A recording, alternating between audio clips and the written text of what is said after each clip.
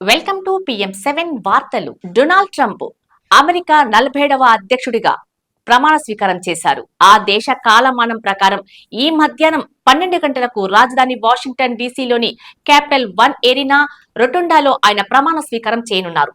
ఉపాధ్యక్షుడిగా JD Vance ప్రమాణ స్వీకారం చేస్తారు.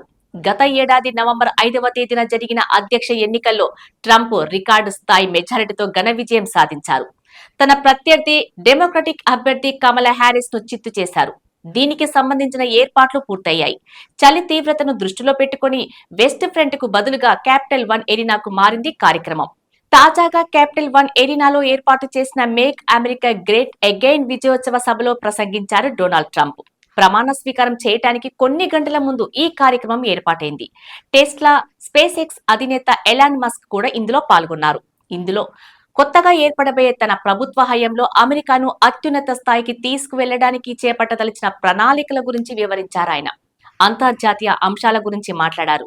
పాఠశాల దశ నుండే మేక్ అమెరికా గ్రేట్ అగైన్ నినాదాన్ని వినిపించేలా చర్యలు తీసుకుంటారని చెప్పారు. అధ్యక్ష ఎన్నికల్లో ఘన విజయం సాధించడంలో కీలకంగా వ్యవహరించిన ఎలాన్ మస్క్ కు భారీ కానుకను ప్రకటించారు డొనాల్డ్ ట్రంప్. ఆయన కోసం కొత్తగా డిపార్ట్మెంట్ ఆఫ్ గవర్నమెంట్ ఎఫిషియన్సీని ఏర్పాటు చేయనున్నట్లు వెల్లడించారు. దీనికి ఎలాన్ మస్క్ సారథ్యాన్ని వహిస్తారని ప్రకటించారు. విఐపి గ్యాలరీ బాక్స్ లో కూర్చొని ఉన్న ఎలాన్ మస్క్ ను వేదిక మీదికి ఆహ్వానించారు ట్రంప్. కమ్ ఎలాన్ అంటూ పిలిచారు. వేదిక వద్ద తన పక్కనే నిలబెట్టుకున్నారు. ఆయనకు షేక్ హ్యాండ్ ఇచ్చారు. డిపార్ట్మెంట్ ఆఫ్ గవర్నమెంట్ ఎఫిషియన్సీకి మస్క్ ను చీఫ్ గా చేస్తానని అన్నారు. ఈ సందర్భంగా మస్క్ మాట్లాడారు. కొత్త ప్రభుత్వంలో అనేక విప్లవాత్మక మార్పులను చూస్తారని హామీ ఇచ్చారు. అమెరికన్ల జైత్రయాత్ర ఇక్కడి నుండే ఆరంభమైందని అన్నారు.